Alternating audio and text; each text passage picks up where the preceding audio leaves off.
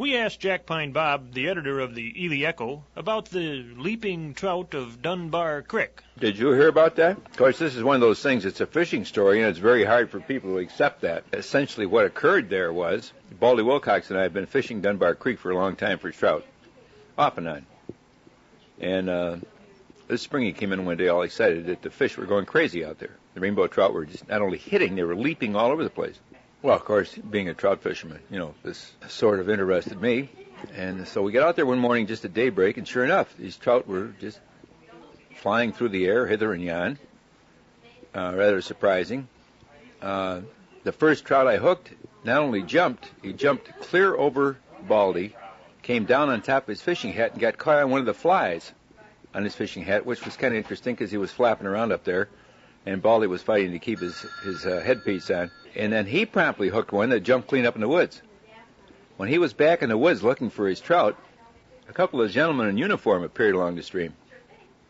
And I commented on the fact that I'd never seen trout acting like this.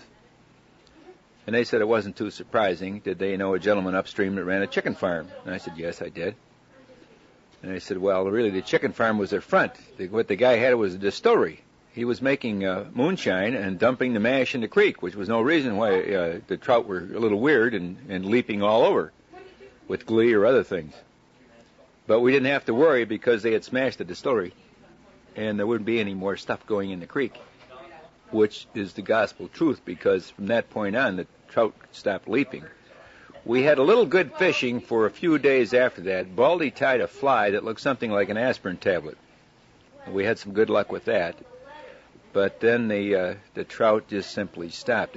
Baldy stopped in one day after that and said that he had paused on the bridge and looked down at these trout in the water below, and he swore that they were singing. Their mouths were moving, and he said it sounded like Rock of Ages coming up out of the water, and that they're all taking the pledge. But I can't vouch for that because Baldy sometimes is a little loose with the truth, like some fishermen are, Well, he is probably a little better than the weathermen who they're pretty bad.